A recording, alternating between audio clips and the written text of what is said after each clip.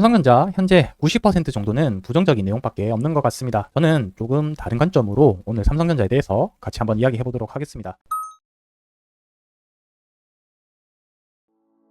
안녕하세요. LP투자연구소의 임두성입니다. 현재 외국인 투자자가 30여 거래일 동안 순매도를 하고 있는 상황이다. 투자 심리는 완전히 얼어붙었다. 같은 삼성전자 관련된 부정적인 이야기밖에 없습니다. 오늘 영상에서 저는 두 가지 정도 말씀드리도록 하겠습니다. 첫째, 현재 직면한 문제점과 해결 방안에 대해서 같이 한번 살펴볼 거고요. 두 번째는 과거에 대해서 같이 한번 살펴보도록 하겠습니다. 미래를 예측하긴 어렵지만 예상할 수 있는 가장 좋은 거는 과거의 데이터를 확인해 보는 거라고 생각을 합니다. 관련된 내용 하나씩 살펴보도록 하겠습니다. 삼성전자가 현재 직면해 있는 문제점과 앞으로의 해결 방안에 대해서 같이 살펴볼 텐데요. 가장 큰 두 개의 요인이라고 한다면 HBM이랑 파운드리라고 생각이 들고 있습니다. 지금 현재 짤이 인터넷에 돌고 있는데 현 상황을 가장 잘 표현해 놓은 그림인 것 같은데요. 오픈 상황이죠. 이 방안에 한겨울에 이제 아빠, 엄마, 아들 해서 하이닉스, TSMC, 엔비디아 따뜻하게 밥을 먹고 있고 삼성전자가 밖에서 외로이 HBM을 들고 있고 안을 쳐다보고 있는 모습인데 지금 딱 현 상황이랑 똑같은 모습이라고 볼 수 있겠습니다. 자, 삼성전자만 지금 HBM 같이 합류를 못하면서 지금 시장에서 하락을 면치 못하고 있는 상황인데요. 자, HBM과 관련해서 현재 삼성전자가 극복해야 되는 부분은 크게 두 가지라고 생각을 하고 있습니다. 무엇보다도 중요한 거는 HBM과 관련된 일정이 어떻게 이제 진행될 건지 여부가 가장 중요할 걸로 생각이 들고요. HBM3 이제 우리가 보고 있는 이 5세대 제품 같은 경우와 퀄 테스트가 도대체 언제 통과를 하는지 여부가 가장 중요할 것 같습니다. 올해 연말 내로 할 수 있을지 아니면 내년 1분기 때 통과할 수 있을지 여부에 따라서 단기적으로 삼성전자의 주가에 영향을 미칠 수 있는 요인이라고 생각이 들고요. 자, 그 다음 6세대 제품인 HBM4 같은 경우는 이제 하이브리드 본딩 기술을 적용을 해서 HBM을 생산을 하게 되는데, 자, 여기서 새로운 기술을 삼성전자가 개발을 하면서 HBM 시장을 점유를 할 수 있을지 지켜보는 게 중요할 것 같습니다. 자, 그리고 두 번째로 D램 선단 공정에 관련된 부분들이 중요하다라고 생각이 드는데요. 자, 여기서 10나노 급으로 해서 공정이 이런 식으로 적혀져 있습니다. 자, 오른쪽으로 갈수록 반도체 성능이 올라가는 공정이라고 보시면 될 거고, 그럼 생산 기술이 많이 필요하고 그만큼 어렵다라고 표현할 수 있겠습니다. 자, 삼성전자 같은 경우는 현재 5세대 제품의 D램에 1A 공정의 D램을 사용을 하고 있고요. 하이닉스 같은 경우는 1B 공정의 D램을 사용을 하고 있습니다. 자, 그래서 삼성전자 같은 경우는 1B 공정의 D램을 수율이 현재 60% 정도로 나오는 걸로 확인이 되어지고 있는데요. 일반 레거시 반도체의 80%에서 90% 나오는 수율에 비하면은 아직 현저하게 조조한 수율이라고 생각이 들고 있습니다. 자, 그래서 1차적으로는 1B 공정의 양산 수율 개선 부분과 그 다음 공정인 1C 공정에 대한 개발과 양산의 일정을 하이닉스보다 앞서 나가는 게 무엇보다도 중요한 관점이라고 생각이 들고요. 그리고 두 번째, 파운드리 관련해서는 이 미세 공정, GA 공정이라고 하는 3나노 공정에 대한 기술력 여부가 앞으로 가장 중요한 핵심 포인트가 될 것 같습니다. 여기와 관련해서 가장 중요한 부분은 엑시노스 2500 스마트폰에 들어가는 AP 칩이라고 해서 갤럭시 S25 내년 1월 달에 출시되는 삼성 스마트폰에 들어갈 예정이었지만 수율 문제로 이슈로 인해서 이 부분이 이제 퀄컴으로 대체된다라는 이야기가 나오고 있는 상황이기 때문에 파운드리 관련해서도 어떻게 해결해 나가는지가 앞으로 중요하게 지켜봐야 될 포인트라고 생각을 하고 있습니다. 자, 앞서 말씀드린 내용을 삼성전자가 어떤 로드맵을 제시하느냐 여부가 가장 중요할 걸로 예상이 되어지는데요. 27일날 이재용 회장의 취임 2주년식이 있습니다. 이때 이재용 회장의 발언이 좀 주목해봐야 될 것 같고요. 31일날 컨퍼런스 콜이 있는데 HBM과 파운드리에 대한 방향성 어떻게 제시를 해주느냐에 따라서 단기간에 움직임이 결정될 걸로 판단이 되어지고 있습니다. 자, 삼성전자의 과거 데이터를 한번 살펴볼 텐데요. 20년 동안 PBR과 종가 가격을 이렇게 그래프로 나타냈습니다. 자, 그리고 PBR이 1.2 밑으로 내려갔던 시기가 총 5번 있었는데요. 표시를 하면은 이제 주황색 그래프가 PBR 데이터고 파란색 데이터가 주가라고 보시면 될 것 같습니다. 자, 삼성전자의 주가 파란색 가격은 계속해서 우상향하고 있는 모습을 보이지만 PBR은 왔다 갔다 하는 모습을 보이고 있습니다. 자, 그래서 PBR 기준을 1.2 기준으로 잡는다라고 봤었을 때 과거 20년 동안 1.2 밑으로 내려왔던 구간이 총 5번입니다. 요때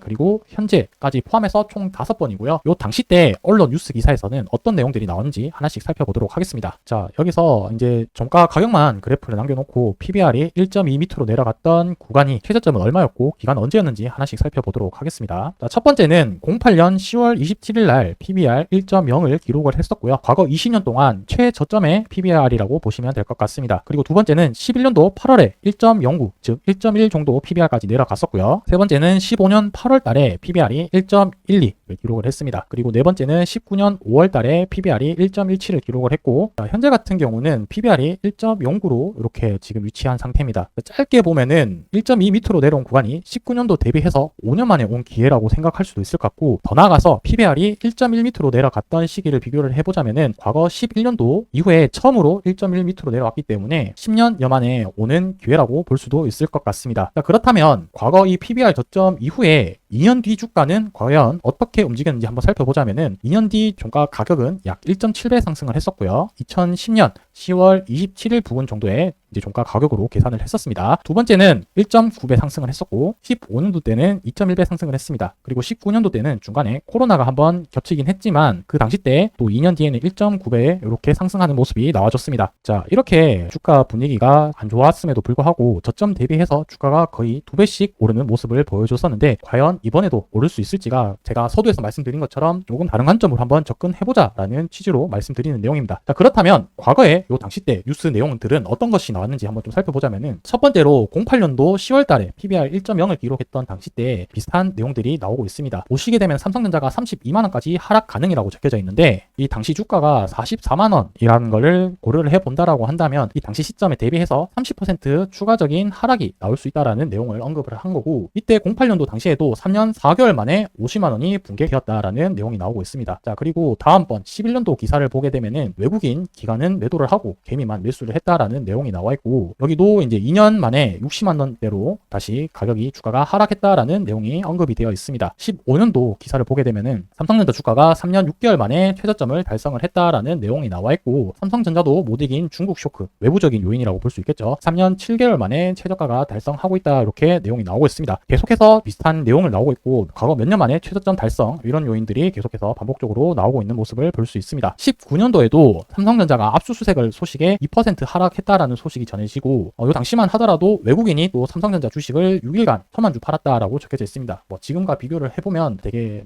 애교스러운 수준인데도 불구하고 당시에는 뉴스 기사가 나올 만큼 좋지 못한 분위기였다, 이렇게 보시면 될 것 같고, 반도체 업황이 이제 안 좋다라는 내용까지 나오고 있습니다. 자, 그렇다면은 현재 뉴스 기사도 비슷한 맥락이지 않을까라고 생각이 들고요. 삼성전자 주가가 22년 만에 최저치를 달성을 했고 개미들이 눈물에 물타기를 하고 있다. 57,000원도 깨지고 삼성전자가 급락하고 있다. 외국인이 32거래일 수매도를 하고 있다라는 기사가 나와 있고, 이제 삼성전자에 대한 기업에 대한 문제도 제시를 하고 있는 상황입니다. 자, 물론 과거와 현재가 다른 상황이긴 합니다. 과거에는 글로벌적인 외부적인 요인이었다면 지금은 현재로서는 삼성전자에 대한 펀더멘탈 자체가 문제가 있다라는 의견을 보이고 있는데요. 제가 처음에 문제점을 제시한 것처럼 이러한 부분들을 잘 지켜보자 했던 이유도 삼성전자 관련된 HBM 부분만 잘 해결될 수 있다면 다시 한번 본연의 가치를 찾아갈 수 있지 않을까라고 생각이 들고요. 현재 충분히 악재는 나올 만큼 나오지 않았을까라는 게 개인적인 생각입니다. 추가적인 하락이 조금 더 나올 수는 있다라고 생각이 들긴 하지만 과거 데이터를 본다라고 봤을 때는 현재 거의 바닥인 수준이지 않을까라고 생각이 드는데요. 이 부분이 앞으로 어떻게 해결될지 같이 한번 지켜보는 것도 좋은 방법이라고 생각이 들고 있습니다. 오늘 영상 여기서 마무리하도록 하겠습니다. 감사합니다.